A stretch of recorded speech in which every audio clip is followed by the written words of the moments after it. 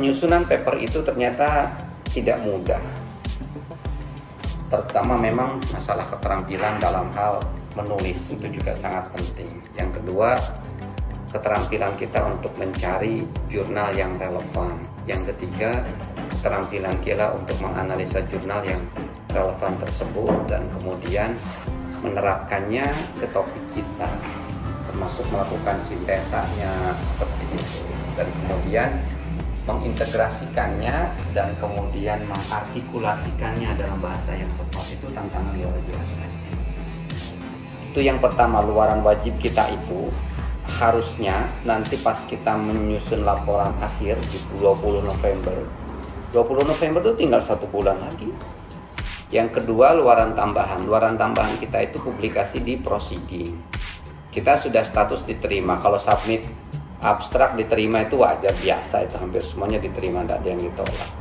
Sekarang tantangan kita adalah menyusun paper juga untuk proceeding. Tapi memang yang paling pertama tuh yang jurnal yang pertama.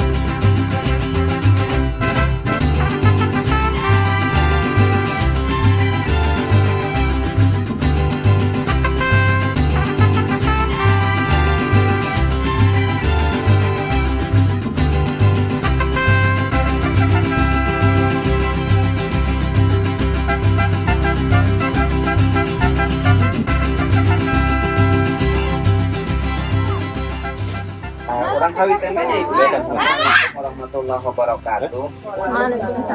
Alhamdulillah, Allahumma shalli ala sayyidina Muhammad bin Abdillah wa ala alihi wasallam. Terima kasih atas kehadiran para ibu sekalian, para bapak juga, nah Bapak Wawan sebagai salah satu koordinator UMKM juara di Kabupaten Kuningan ya Pak. Ya, Kabupaten Kuningan. Dan rekan-rekan tim peneliti hibah Kementerian Pendidikan dan Kebudayaan dari PJ. Para ibu semuanya, terima kasih atas kehadirannya di kesempatan kali ini. Ini merupakan mungkin kalau saya dengan Henry pertemuan kedua ya punya, setelahnya kita ngobrol-ngobrol secara face to face, maka sekarang kita ngobrol secara grup atau kumpul bareng-bareng ngobrol ngalor ngidul. Kita akan mungkin akan membedah, akan mengeksplor, akan menjelajahi lagi pengalaman dari para ibu, dan mungkin nanti Pak Wawan juga bisa ikut nimbrung, bisa memberikan semacam kontribusi terkait dengan model pembelajaran yang paling tepat yang bisa dihadirkan untuk para pelaku usaha mikro, ibu-ibu dalam pembelajaran masalah teknologi informasi dan komunikasi. Karena itu adalah sesuatu yang sedang kami cari, sedang kami rumuskan, seperti apa model training yang paling relevan, yang paling pas, yang paling tepat. Teh Dewi tinggal belum hadir ya?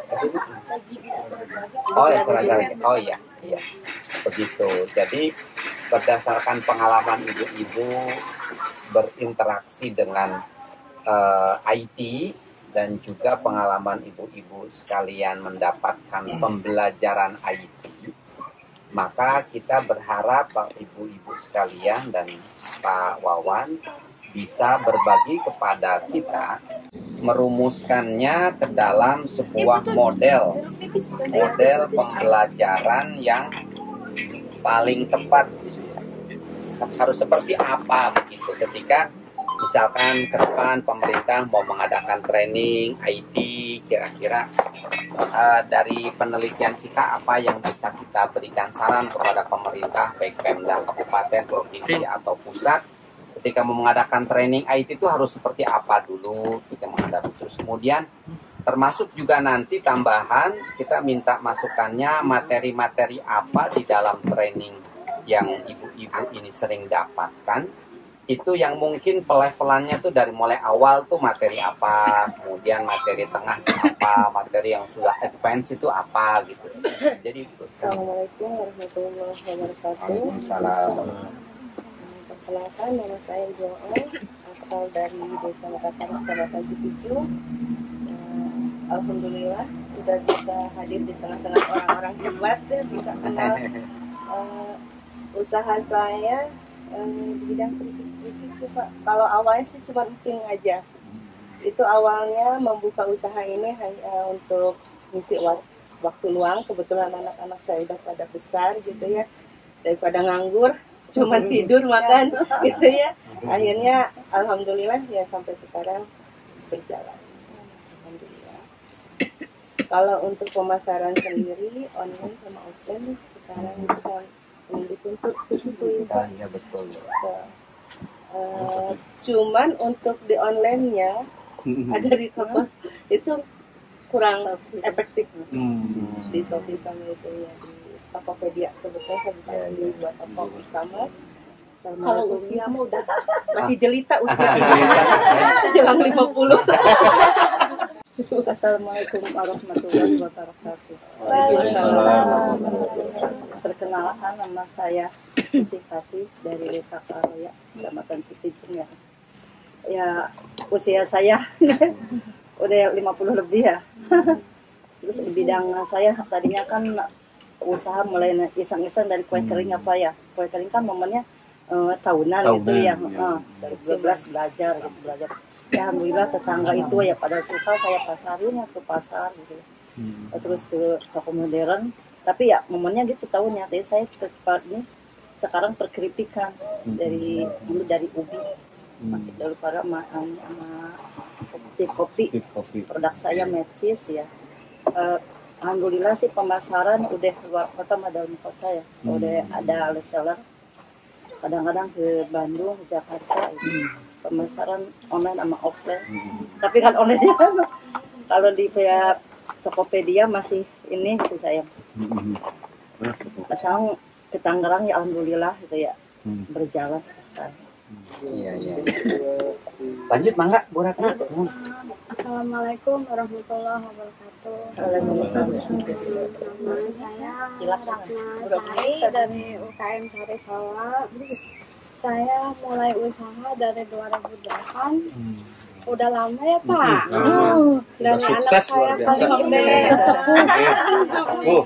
Jadi umur 4 tahun tuh udah mulai jualan. Tapi awalnya jualan kacang dulu. Bikin 1 kilo, 2 kilo. Lama-lama kok bertonton gitu banyak yang suka. Cuman pemasaran saya ke warung-warung Pak. konvensional, enggak ke oleh-oleh, enggak ke supermarket, tapi ke warung-warung gitu. Target sayanya. Soalnya kalau ke oleh-oleh kayaknya lama lakunya tuh. Tapi kalau ke warung kan eceran 1.000.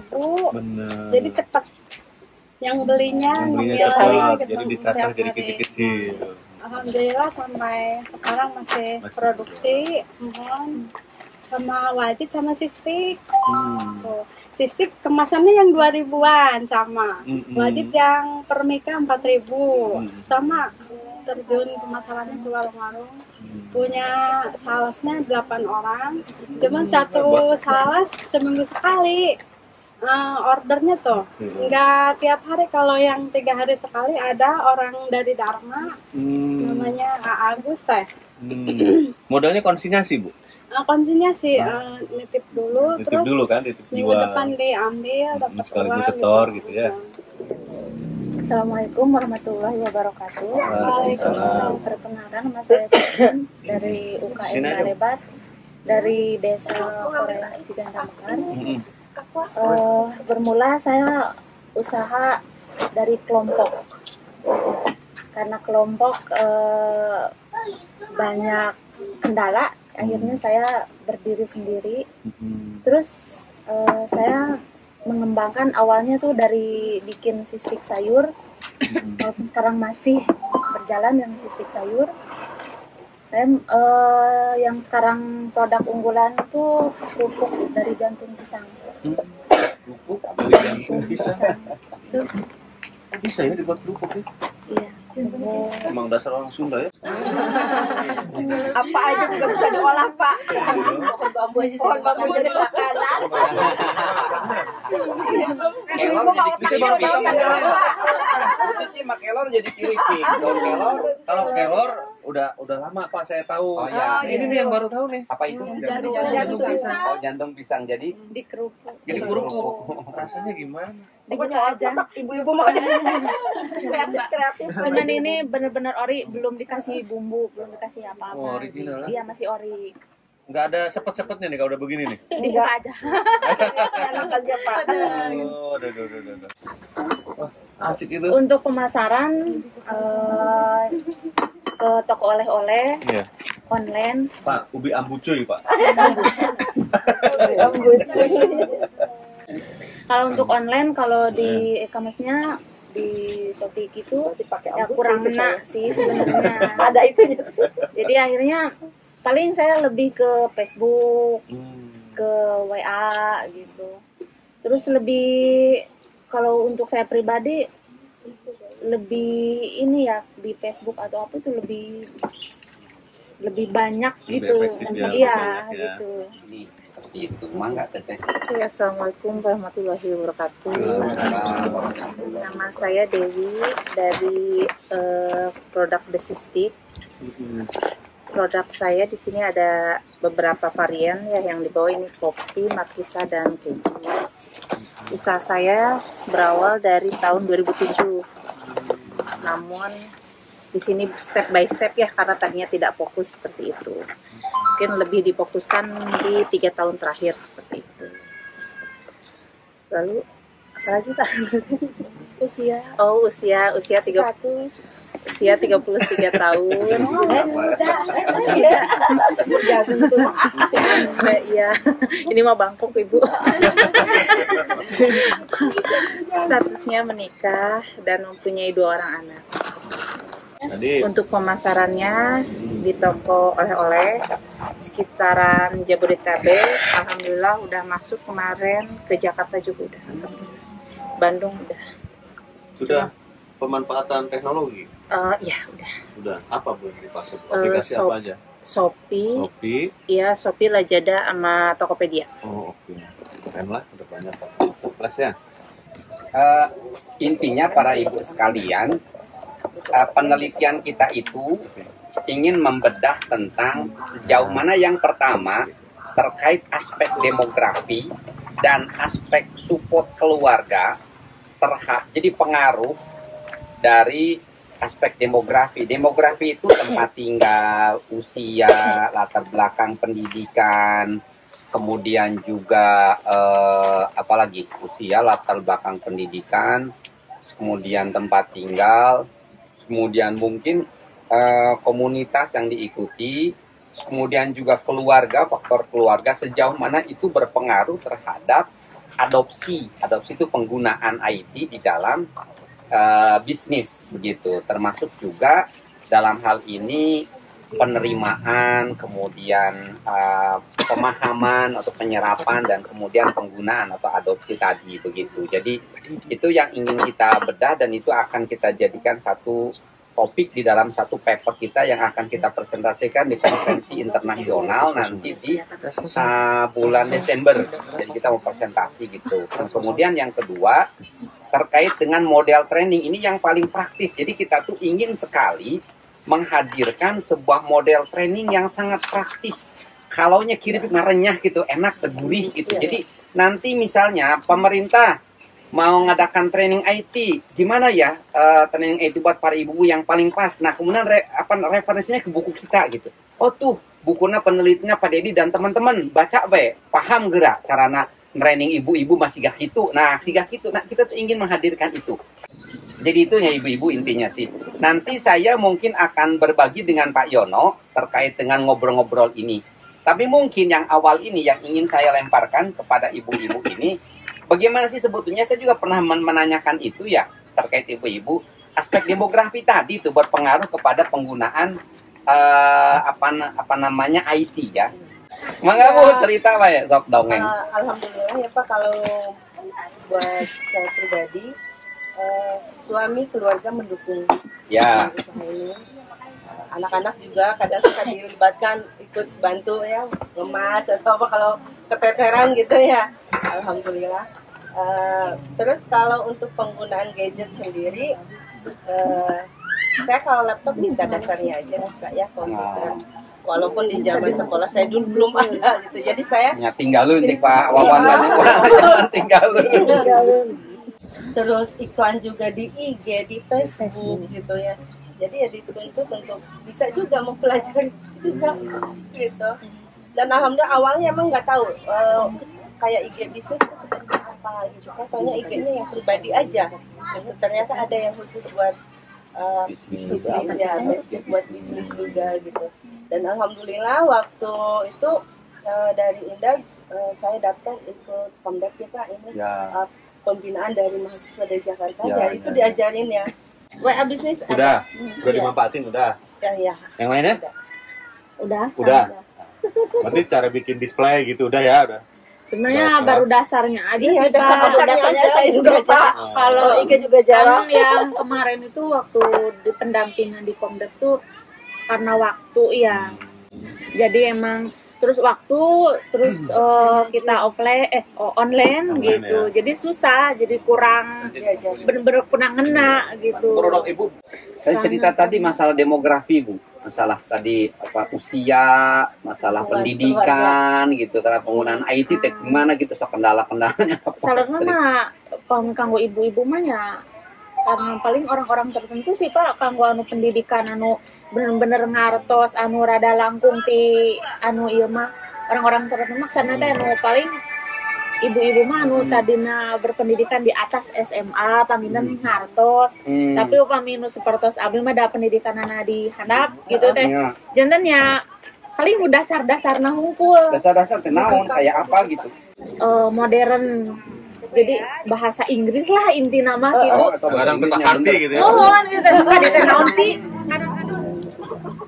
Kalau Teh Dewi cingoy. Mungkin saling bantu Dewi sama suami mah. Kalau untuk digital marketplace-nya Dewi suka misalnya kalau ada laporan-laporan tiba-tiba udah numpuk aja gitu, nggak kekontrol gitu. Kalau kayak WA masih bisa dikontrol lah, sering dikontrol. Ada pemesanan dari toko langsung ketahuan gitu. Tapi kalau dari marketplace misalnya dari Shopee wah kok ini udah banyak gitu baru. Terus yang jadi kendala kadang kan itu kalau pembayaran masuknya di saldo ya Pak ya di situ. Kebanyakan sih habisnya tuh buat belanja lagi. Penyakit Belanja lagi di Shopee jadinya. Uang dari situ belanja lagi dari situ. Lintas Ya untuk yang ke toko-toko alhamdulillah kalau ada pemesanan kadang suami kadang adik gitu memberdayakan keluarga seperti itu. Kalau ada pesanan misalnya dia kan di kue basah juga kayak sekarang Muludan banyak snack box apa alhamdulillah dari keluarga Nael mama apa siapa gitu bantu semua kompak lah alhamdulillah. Mungkin Dewi masih kurang di digital marketingnya itu Pak. Jadi gimana nih caranya biar misalnya di IG produk Dewi di posting gimana nih biar followersnya banyak, gimana itu kan ada teknik-teknik tersendiri mungkin gitu ya. Gimana nih caranya biar produk Dewi itu kalau iklan teh menarik. Mungkin itu ilmu-ilmu yang Dewi perlu gitu, Dewi perlukan.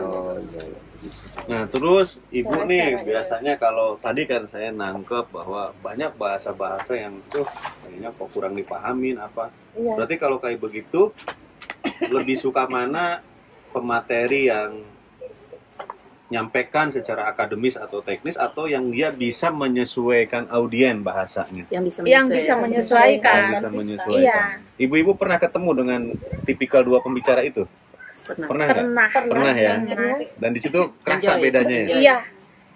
Dibanding sama yang bahasanya lebih ke bahasa modern lah gitu, itu malah lebih kurang memahami kitanya. Tapi kalau misalkan kitanya pakai bahasa rakyat gitu, rakyat mah ya emang masuk ya. gitu. Kalau untuk anak muda mah ya mungkin. Jadi memang benar-benar harus ngelihat dari karakteristik audien. Iya. Kayak gitu. Terus ini nggak Bu, untuk antusiasme ibu lah datang gitu ya, kadang-kadang ibu suka ngelihat nggak sih siapa sih nih yang mau ngomong gitu, suka kepo-kepo nggak? Enggak sih. Enggak lah ya, udah pasrah aja ya nanti ketemu apa gitu. Kirain kepo-kepo dulu gitu kan, nyari-nyari gitu. Karena kalau di barat gini Bu, kalau pandangan di Kanada ya, penelitian di Kanada, jadi salah satu semangatnya ibu-ibu itu ikut training IT itu karena ada model peran, role model. Misalkan, oh yang mau ngasih training sekarang si A, dan dia orang yang sukses menggunakan IT dalam bisnisnya, begitu tuh kalau di Kanada. Saya baca di jurnal tuh Pak Yono. Kalau di ibu mah enggak ya? Enggak jadi masalah. Enggak ada masalah. Siapapun yang ngomong gitu ya. Apa kewibawaan dari penyelenggara berpengaruh nggak? Yang menyelenggarakan dinas, provinsi, sama ini swasta kabupaten, gitu. ini mau pusat. Pengaruh nggak tuh Ibu? Kalau buat saya pribadi sih, Kementerian, wah kementerian nih gitu. Oh begitu. dari manapun Program yang itu adanya ya, kalau saya ada waktu siap. Ya. Tapi kalau Teh Dewi mah, kalau yang kementerian, wah. Semangat. Biasanya suka Hadiahnya ada gitu. beda semangat gitu daripada bener. terus kan kita juga pesertanya biasanya kan banyak. Alhamdulillah jadi keajak nih gitu. Kalau penyelenggaranya misalnya dari perusahaan kan nyolekin. Punten, misalnya dari UGJ kan nggak sebanyak ya, nyolekin cuma sekian orang gitu kan Pak, punten. Kalau misalnya ini penyelenggaranya dari dinas 30, 60, 140 kan seperti itu. Jadi kan kita berbaur. Selain ajang silaturahmi UMKM juga kan kita ketemu dengan para senior seperti belajar. Jadi untuk yang kasus ibu yang masih konvensionalnya agak kuat, tadi kata kuncinya karena WA itu sebagai alat komunikasi kita yang paling efektif, ibu harus punya triki. Nah itu kan biasanya kita tuh banyak beli buku kontak itu tuh. Ibu pernah nggak dibuatkan grup atau sifatnya yang dibikin menu pengumuman? Pernah nggak? Apa namanya, broadcast gitu. Nantinya untuk kepentingan broadcast. Belum. Kayak gitu. Pernah misalnya wawaran mau bazar gitu kan, hanya orang-orang UKM saja. Nah jadi